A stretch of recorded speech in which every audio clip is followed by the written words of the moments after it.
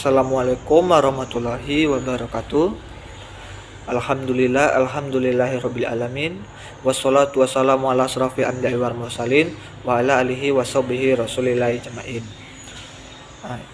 Yang pertama-tama dan yang paling utama, marilah kita panjatkan puja dan puji syukur kita atas kehadirat Allah. Dan tidak lupa pula kita panjatkan sholawat buat Nabi besar kita, yaitu Nabi Muhammad SAW. Yang saya hormati Bunda Zulfa sebagai dosen pengampu mata kuliah Pendidikan Sosial dan Budaya Minangkabau, dan yang saya hormati teman-teman seperjuangan.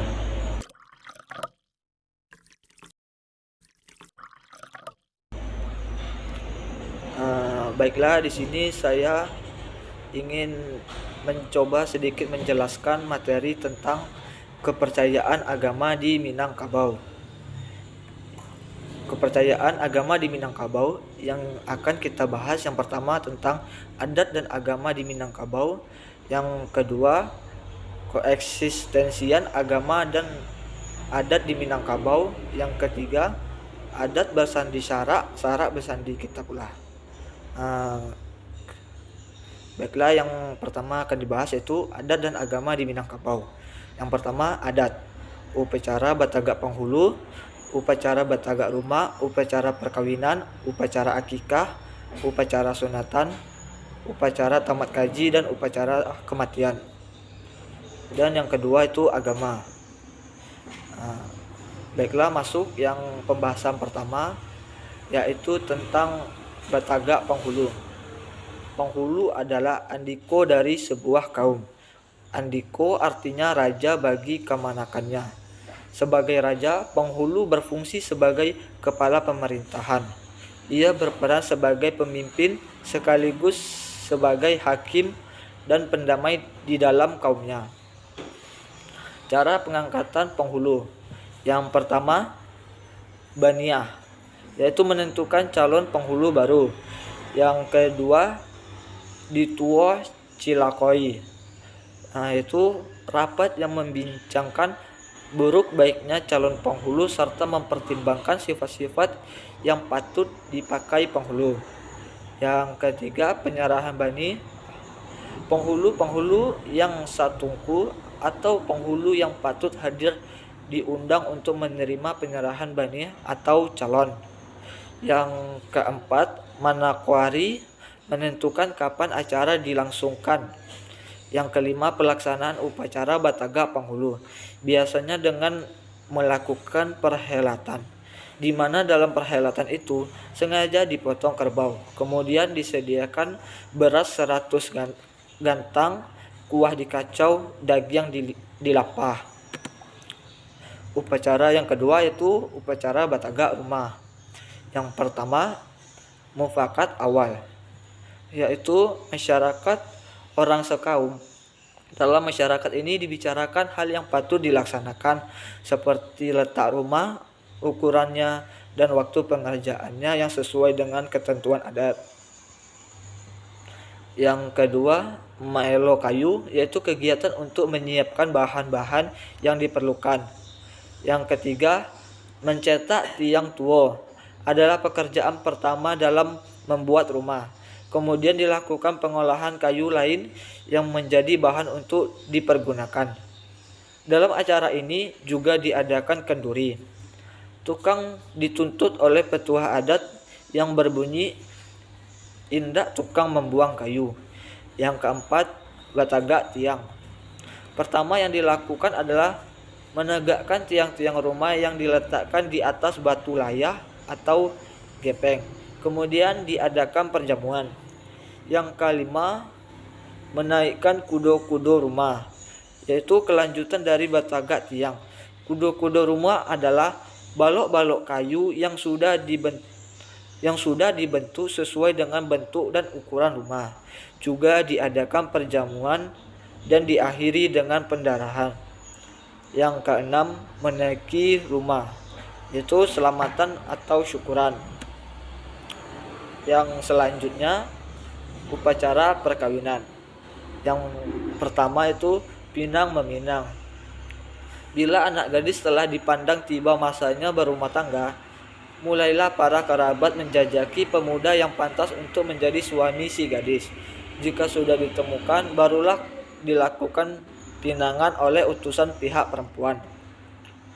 Yang kedua, batimbang tando atau pertunangan. Dilakukan pertukaran tanda antara pihak perempuan dengan pihak laki-laki bahwa mereka telah berjanji menjodohkan anak kemanakan mereka. Yang ketiga, malam bainai, yakni memerahkan kuku pengantin dengan daun inai yang telah dilumatkan.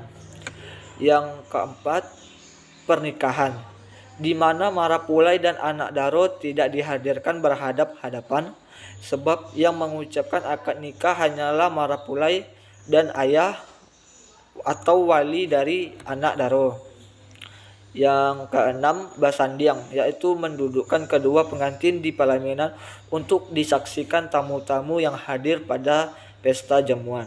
Yang keenam, perjamuan. Yang ketujuh, menjalang, yaitu berkunjung dengan menjunjung jamba. Yang selanjutnya, upacara kelahiran. Upacara turun mandi untuk memperlihatkan kepada masyarakat bahwa di kaum bersangkutan telah hadir keturunan baru. Anak didudukkan oleh induk bakonya di atas sukatan. Ia diasapi dengan kemenyan berkeliling, kemudian diletakkan di atas kepala si anak. Lalu dilanjutkan dengan pembacaan doa dan pemotongan rambut. Lalu si anak dibawa jalan-jalan sambil disembur langkok-langkok. Lalu si anak dimandikan oleh bakonya. Dan acara berakhir dengan makan bersama. Ketika tamu pulang, biasanya diberi sebungkus nasi kunyit lengkap dengan serabi dan pinyaram. Yang kedua, upacara akikah, merupakan acara syukuran atas titipan Allah Subhanahu wa taala berupa anak kepada orang tuanya dengan penyembelihan hewan akikah. Upacara yang selanjutnya yaitu upacara masa kanak-kanak. Yang pertama, upacara sunatan adalah untuk melaksanakan kewajiban orang tua kepada anak-anaknya sesuai dengan ajaran agama Islam. Upacara sunatan biasanya diselenggarakan sewaktu anak berusia 8-10 tahun dan paling lambat saat umur 12 tahun. Yang kedua yaitu upacara tamat kaji. Anak-anak yang berusia di bawah 15 tahun diharuskan belajar mengaji ke surau.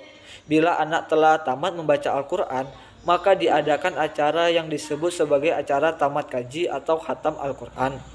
Pada acara ini anak disuruh membaca Al-Quran di depan umum. Kemudian ustadz atau guru si anak membacakan doa khatam Al-Quran. Baiklah, masuk ke pembahasan yang kedua yaitu tentang koeksistensian adat dan agama di Minangkabau. Islam adalah agama luar yang masuk ke dalam dunia Minangkabau. Agama biasanya disebut sebagai atap dari seluruh kebudayaan. Karena kedudukan agama yang lebih tinggi ini merupakan konsep faktualis. Praktis keagamaan tidak sedikit yang kemudian disebut sebagai kebudayaan.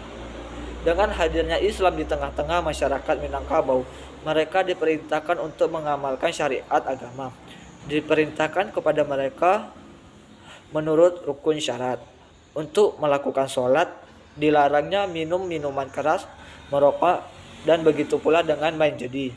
Secara normatif, koeksistensian adat dan Islam ini dilaksanakan dengan prinsip Islam adalah dasar dan adat adalah operasional.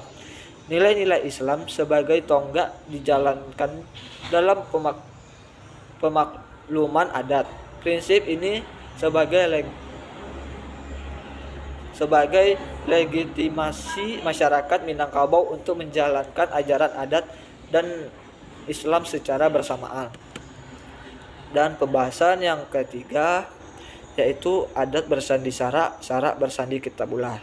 Adat bersandi syarak Syarat bersandi kita pula adalah kerangka pandangan hidup atau way of life masyarakat Minangkabau secara kultural dan Sumatera Barat secara provinsial, yang bersayap hubungan horizontal sesama manusia serta hubungan vertikal dengan Allah Subhanahu wa taala.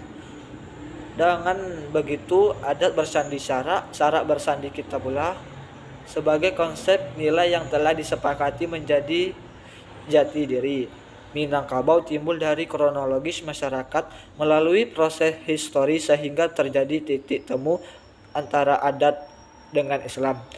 Perpaduan kedua konsep itulah yang menjadi sebuah sistem nilai dan norma dalam kebudayaan masyarakat Minangkabau yang melahirkan filsafah adat bersandi syarat bersandi kitabullah. Itulah penyampaian materi tentang kepercayaan agama di Minangkabau. Lebih dan kurangnya saya mohon maaf. Saya akhiri. Assalamualaikum warahmatullahi wabarakatuh.